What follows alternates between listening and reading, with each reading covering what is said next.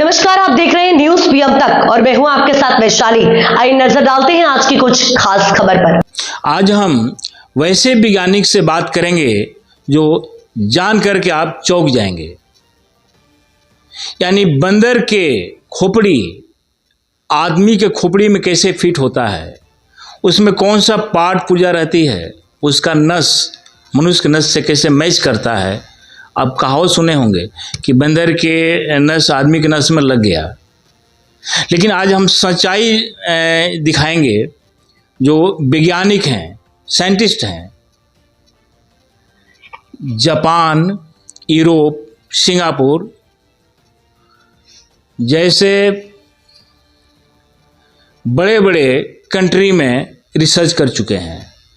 कैसे बंदर के खोपड़ी में चिप्स लगती है, रोबोट कैसे काम करता है, उसको और बेहतर संचालन कैसे किया जाए, मनुष्य की तरह उसमें सोच कैसे पैदा हो।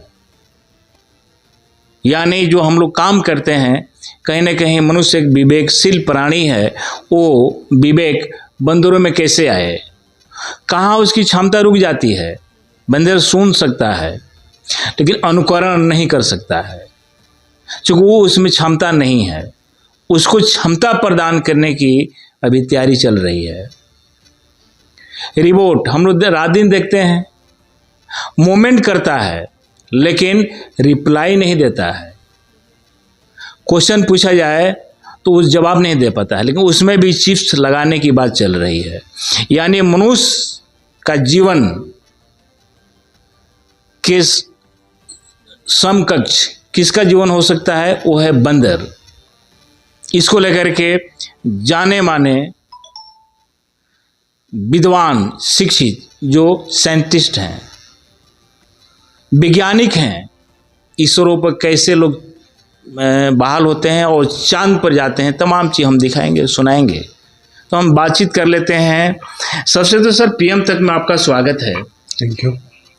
और बड़ा ही मान सम्मान शोहरत का विषय है कि आप सर बिहार के एक लाल हैं। बिहार का कहा जाए बक्सर के एक लाल है।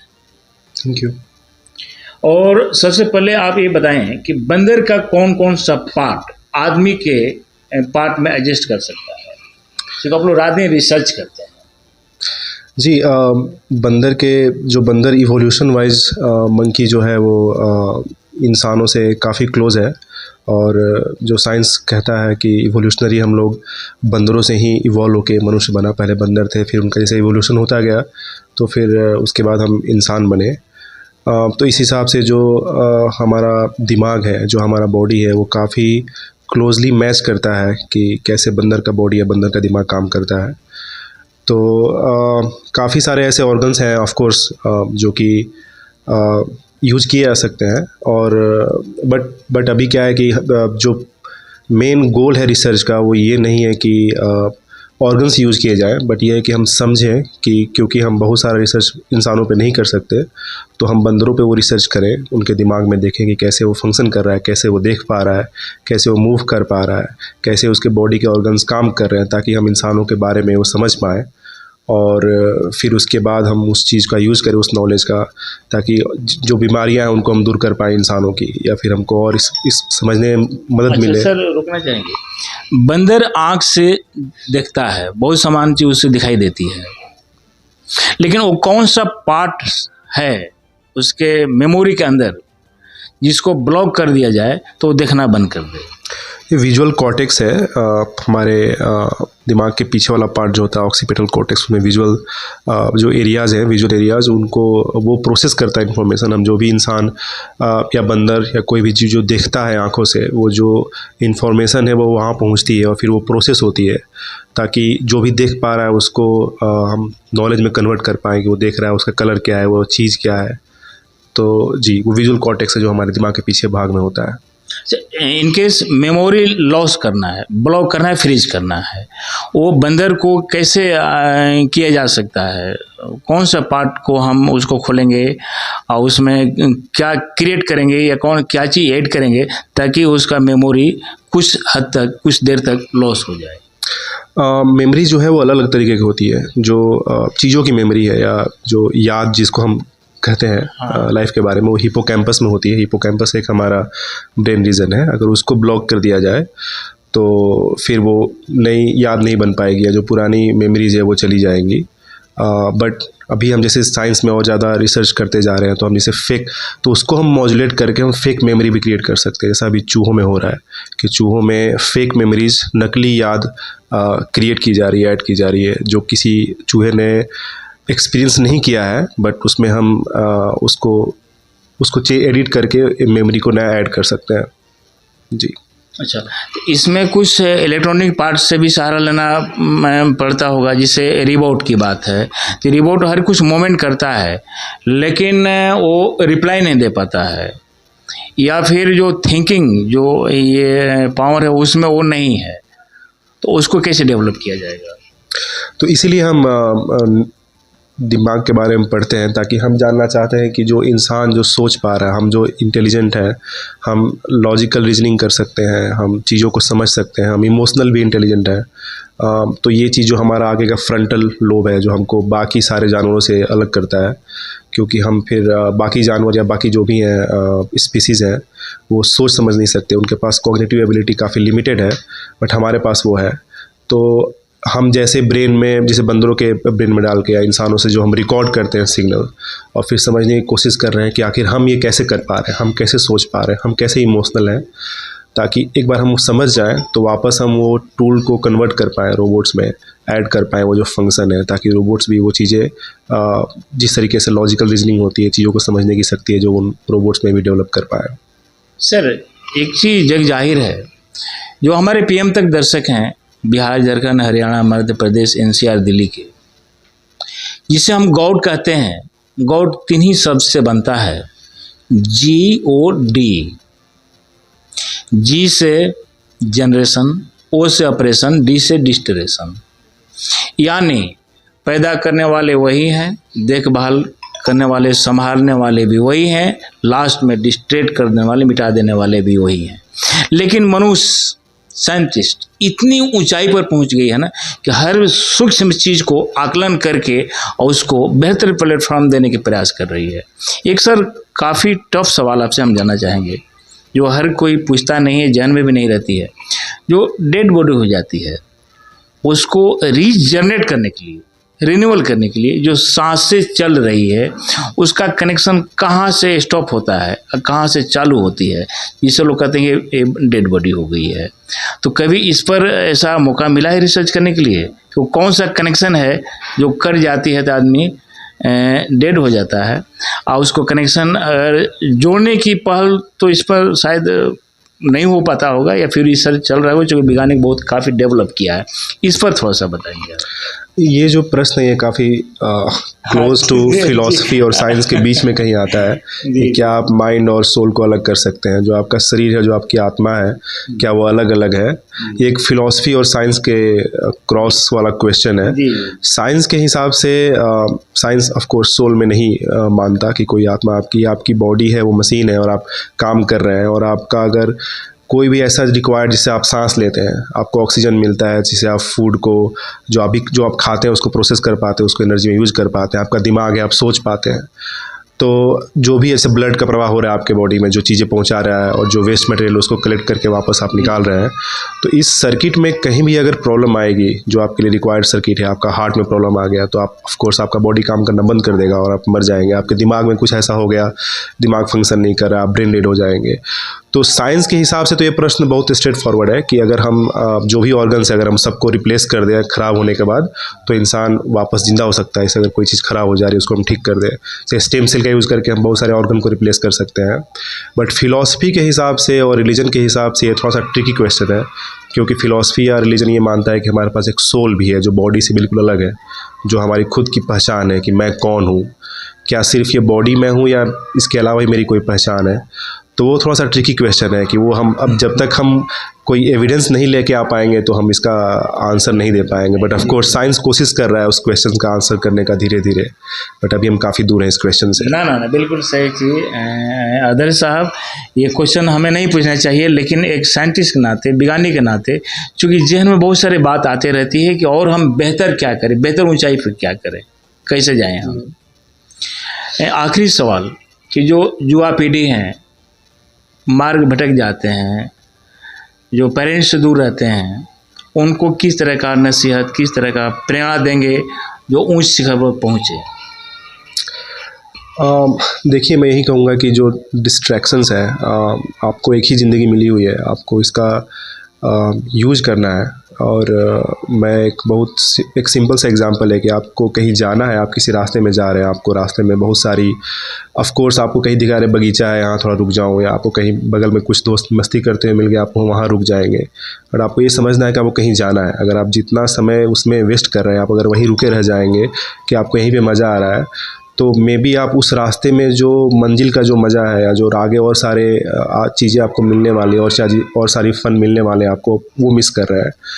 तो रास्ते में आपको, ऑफ कोर्स आपको मंजिल से भटकाने के लिए बहुत सारी चीज़ें आपको मिलेंगी, बट आपको हमेशा टिके रहना है और अपनी फैमिली और सोसाइटी से कनेक्ट रहना बहुत ज़्यादा ज़रूरी है।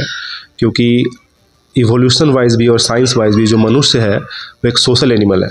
हम बाकी स्पेसीज से, बाकी जानवरों से हम डिफरेंट इसलिए हैं क्योंकि हम इकट्ठा हो सकते हैं, हम यूनाइट हो सकते हैं, हम एक पर्टिकुलर गोल के लिए फ़ाइट मारते हैं। तभी हमने सोसाइटी बना दी, हमने इतने सारे टेक्नोलॉजी, घर बन गए हैं, परिवार हैं। हम ऐसे, हमारी तरह और कोई जानवर नहीं रहता। वो सिर्फ इसलिए क्योंकि हम अकाउंटेबल भी हैं सोसाइटी के लिए, हम समाज के लिए, अपने फैमिली के लिए, अपने देश के लिए अकाउंटेबल भी फील करते हैं, और इसीलिए हम हैं। तो वो कनेक्शन फील करना अपने घर से, परिवार से, माता पिता से, सोसाइटी से, वो बहुत ज़्यादा ज़रूरी है फोकस करने के लिए। और हमेशा याद रखना है कि आपको एक ही ज़िंदगी मिली है, इसको वेस्ट करना आपका ही लॉस है और किसी का नहीं है। जी जी। सर, जो हमारे पीएम तक दर्शक हैं, बहुत दूर तक खबर जाती है, वो जानना चाहेंगे कि आपकी फैमिली बैकग्राउंड क्या है, पापा जी क्या करते हैं, आपके मम्मी क्या करती हैं, बचपन में रहन सहन किस तरह की थी। क्योंकि वैज्ञानिक बनना बहुत बड़ी चीज़ है, बड़ा बड़ा नौकरी लेना आसान है, लेकिन वैज्ञानिक बनना गॉड गिफ्टेड मस्तिष्क आती है, वैसा संस्कार मिलती है, वैसा सुझाव में वैसा पेरेंट्स मिलते हैं। ये सौभाग्य है हमारा बिहार का और बक्सर का, जहाँ पर इस तरह के आज जो देख रहे हैं छुपा रुस्तम है। कभी लोग टीवी पर नहीं आते हैं क्योंकि प्रचार प्रसार नहीं करना है, लेकिन काफ़ी आग्रह के बाद पीएम तक के बाद तैयारी हुए कि हम दो शब्द बोल पाएंगे। सर, आपकी फैमिली बैकग्राउंड क्या है, पापा जी क्या करते हैं? जी, मेरे पिताजी समाज सेवी हैं, समाज के लिए उन्होंने पूरा अपना ज़िंदगी। क्या नाम है उनका? योगेंद्र प्रताप सिंह। महादेवगंज का रहने वाला हूँ मैं। महादेवगंज कहाँ है सर? ये बक्सर ज़िले में पड़ता है, नवानगर थाने में, केसर के पास एक काफ़ी छोटा सा गांव है, टोले जैसा ही बोलिए आप उसको। वहाँ का रहने वाले हम लोग हैं। और मेरी माँ जो है वो राजदेवी, वो गृहिणी है। और मेरे दादाजी थे वो श्री सिद्धनाथ प्रसाद सिंह, वो एक शिक्षक थे। उन्होंने भी अपना पूरा जीवन समाज को शिक्षित करने में लगा दिया है, और उनकी प्रेरणा से ही मैं यहाँ तक पहुँच पाया हूँ। यानी समाज सेवी घराना से आप हैं, जो किसी के दुख सुख में शामिल होते हैं, किसी का दर्द में शामिल होते हैं, और गरीबों को कुछ हद तक उबार करते हैं, है ना? अपना पूरा एक बार परिचय बता देंगे? जी, मेरा नाम आदर्श कुमार है। मैं जैसा कि मैंने बताया, मैं महादेवगंज गांव का रहने वाला हूं। अभी हमारा घर बक्सर शहर में है। मैंने अपनी प्राथमिक शिक्षा गांव से शुरू की है, और फिर हमारी आगे की पढ़ाई बक्सर में ही हुई है। उसके बाद मैंने इंजीनियरिंग करी हुई है NIT रायपुर से, और फिर उसके बाद मैंने PhD करी है IIT गांधीनगर से। और अभी मैं एक न्यूरो साइंटिस्ट हूँ, जो ब्रेन और रोबोट्स पे मैं काम करता हूँ कनाडा में, क्वींस यूनिवर्सिटी में। जी जी। तो आप साफ तौर पर सुन रहे हैं, ब्रेन कैसे काम करते हैं, यानी दिमाग कैसे काम करता है, कौन कौन उसमें फंक्शन होती है, वो हर चीज़ पर रिसर्च करने वाले यही शख्स हैं। और ऊंचाई और ऊंच शिखर पर भी पहुंचेंगे, काफ़ी रिसर्च चल रही है। चलो, तो फिलहाल ये आप जो तस्वीर देख रहे हैं, ये आदर्श कुमार सिंह हैं। अभी फ़िलहाल कहाँ हैं सर आप? अभी मैं किंगस्टन में हूँ। कनाडा में एक छोटा सा शहर है किंगस्टन, क्वींस यूनिवर्सिटी है वहाँ पे। वहाँ मैं एक लैब में काम कर रहा हूँ, और अभी मैं छुट्टियों में घर आया हुआ था। जी जी। अब उनके हम पापा से बात नहीं करें तो शायद बेईमानी साबित होगी। दो शब्द मुस्कुरा कर उनसे हम जानना चाहेंगे कि इतनी सर ऊंचाई पर अपने बेटे को कैसे पहुंचा दिए, किस तरह के संस्कार मिला है। जोगेंद्र बाबू, समाज में बड़े ही आदर से आपकी नाम ली जाती है और आज आश्चर्यचकित करने वाला तथ्य सामने आ रही है कि आपके बेटा ये हैं, साइंटिस्ट हैं, यानी वैज्ञानिक हैं। क्या कहेंगे इन आदर्श के बारे में? गॉड गिफ्ट है और ये बचपन से ही मतलब LKG वगैरह से ही प्रथम स्थान ही प्राप्त किया, कभी सेकंड नहीं किया। जिस संस्थान में भी पढ़ा टॉप किया और ये गॉड गिफ्ट है। और जो भी उपलब्धि है हमारे पिताजी की है। पिताजी हमेशा निगरानी रखते थे। हम तो समाज सेवा में लगे रहते हैं, हमने तो कभी बहुत कुछ किया नहीं है। पिताजी का सब श्रेय है और ईश्वर का दिया हुआ प्रसाद है, गॉड गिफ्ट, भगवान ने इसको दिया है। एक चीज़ जानना चाहेंगे सर, कभी आपके गोद में खेलने वाले आदर्श आज वैज्ञानिक बने हैं तो हर एक्टिविटी को गार्जियन वॉच करता है, देखता है। झुकाव किधर था? पाठ पुर्जा बनाने में या खेल खेल में कुछ झुकाव इधर ही जाता था? रिसर्च करने में मतलब आदमी आकलन कर लेते हैं कि हमारा बेटा आज न कल महान बनेगा और इस फील्ड में जाएगा, आकलन कर लेता है गार्जियन, क्योंकि आपके गोद में खेले हैं, पल रहे हैं, सियान हुए हैं। किधर झुकाव था ज़्यादातर? ये बचपन से ही कहता था पूछने पर कि मैं वैज्ञानिक बनूंगा। मैट्रिक में भी पूरे CBSE के पूर्वांचल जोन में टॉप किया था। उसमें भी पत्रकारों ने पूछा था, उस समय भी कहा था कि मैं वैज्ञानिक बनूंगा और देश समाज के लिए कुछ नया काम ऐसा करूंगा, नया काम कुछ देश के लिए और समाज के लिए और दुनिया वर्ल्ड के लिए दूंगा। ये शुरू से कहते आया है और आज ये बहुत कम उम्र में, चूँकि ये BTech के बाद ही PhD किया, MTech नहीं करना पड़ा, इसलिए 27 साल का उम्र में, 28 साल का उम्र में वैज्ञानिक साइंटिस्ट बन करके और कनाडा चला गया। अभी कनाडा में। फिलहाल इस खबर में इतना ही। देश दुनिया की तमाम छोटी बड़ी खबरों के लिए हमारे चैनल न्यूज़ PM तक को अभी सब्सक्राइब कीजिए, जिससे आने वाली हर खबर आप तक आसानी से पहुंचे।